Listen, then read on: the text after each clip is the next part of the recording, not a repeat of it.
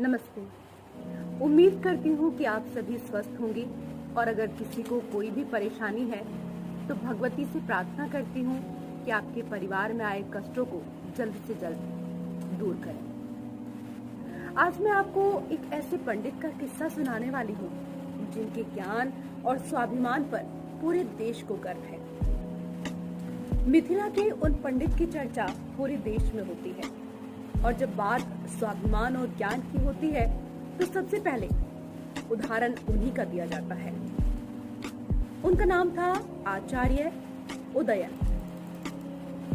वो न्याय दर्शन के बड़े विद्वान थे। मिथिला उनकी जन्मभूमि थी। ज्ञान ऐसा कि बौद्धों को कई बार पराजित किया।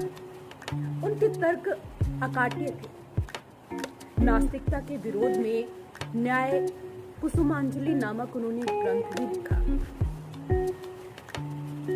ईश्वर सिद्धि के लिए ये ग्रंथ अनन्य है। आचार्य जी जितने ज्ञानी थे उतने ही स्वाभिमानी थे। एक बार वो जगन्नाथ गए हुए थे। असमय पहुंचने के चलते जगन्नाथ मंदिर के द्वार बंद हो गए तो वो वहीं द्वार के बाहर बैठ गए और भगवान से ही प्रश्न करने लगे। उन्होंने ललकारते हुए कहा कि ऐश्वर्य के मद में आप मेरी अवज्ञा कर रहे हैं, किंतु बौद्धों के उपस्थित होने पर आपकी स्थिति मेरे अधीन है।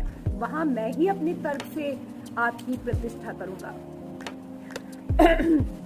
ऐसा कहते ही जो कपाट पे कहा जाता है कि जगन्नाथ के वो खुल गए और उन्होंने भगवान जगन्नाथ के दर्शन किए। पंडित जी विद्वता के साथ ही विपन्नता के भी धनी थे।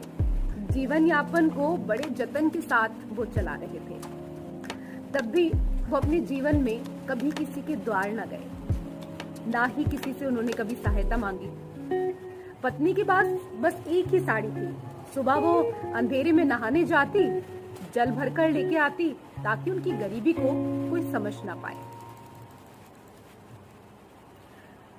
पत्नी को एक दिन उठने में देर हो गई। उजाला हो गया था। किसी ने उनका फटा आंचल देख लिया और उस पर फब्ती कस दी। पत्नी को दुख हुआ। वो घर आकर रोने लगी। पत्नी को देखा तो पंडित जी ने कारण पूछा कि भाई सच सच बताओ, आखिरकार क्या हुआ, क्यों रो रही हो। पत्नी बहुत परेशान थी, रोने लगी, बताने लगी कि सब लोग मेरे ऊपर मेरी साड़ी को लेकर फब्ती कसते हैं कि तुम्हारे पास तो सिर्फ एक ही साड़ी है, तुम्हारे पास तो साड़ी तक नहीं है। अपनी पत्नी की पीड़ा उनसे देखी न गई और वो उदास होकर बोले कि अब तो राजद्वार जाना ही होगा। घर से निकले और आकर नाव में बैठ गए तो मल्लाह ने उतराई मांगी। उदयन ने कहा, पंडित हैं भाई। मल्लाह ने बिगड़कर कहा, ये तो सभी अपने आप को पंडित कहते हैं कि भाई हम भी पंडित हैं, हम भी पंडित हैं, पर पंडित तो मिथिला का एक उदयन ही है जो कभी किसी के द्वार पर नहीं गया, कभी किसी के पास मदद लेने नहीं गया। पत्नी ने तुरंत कहा, रुको जी, उतर जाओ, क्योंकि मैं सिंदूर की जो डिब्बी है वो तो घर ही भूल कर आ गई हूँ।